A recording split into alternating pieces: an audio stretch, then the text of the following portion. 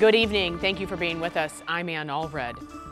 An elderly man survived what could have been a deadly house fire thanks to the courage of a single neighbor. 5 on your sides, Chris Davis spoke to that hero and a grateful family. He joins us now with this really incredible story, Chris. It really is, and it happened this afternoon up in North City. An elderly man was home alone cooking something for lunch, but then apparently forgot about it and fell asleep on his couch. That could have been a recipe for disaster if it wasn't for the hero next door. That people walk by every day and don't do anything. It's rare these days for people to even know their neighbors' names, I'm very grateful. let alone know their habits. I just told my auntie, I'm like, that's Emmett house. I know he in there. So when Catherine Stepp smelled smoke from her aunt's front porch, she didn't even consider an alternative. She leapt into action. I jumped the back fence and came in through the back door.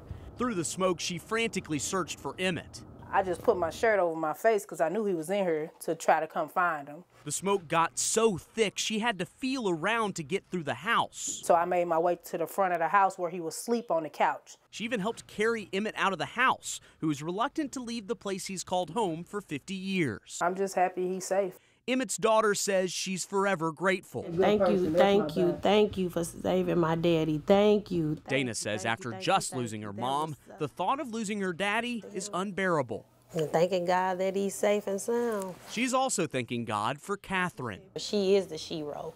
She is awesome. I thank God for her. I thank God for her. Because in an era where most people don't know their neighbors' names, If I had to, I'd do it again. Catherine made sure Emmett Powell's will live on. I saved somebody's life. A good person, too. He a good man. Now, Emmett Powell will not be able to stay in that house tonight, but thankfully most of the damage was limited to his kitchen. Ann? And Chris, you said he didn't want to leave his home. He loves that home.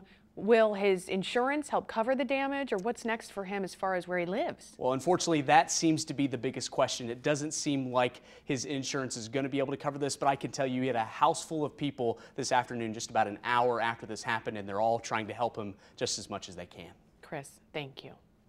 Firefighters say Emmett Powell did have working smoke detectors in his home. The fire department had recently installed them. They believe Emmett slept through those fire alarms. St. Louis firefighters will install smoke alarms at your house for free. They'll also help you come up with a fire escape plan. Just call the St. Louis Fire Department 314-289-1929.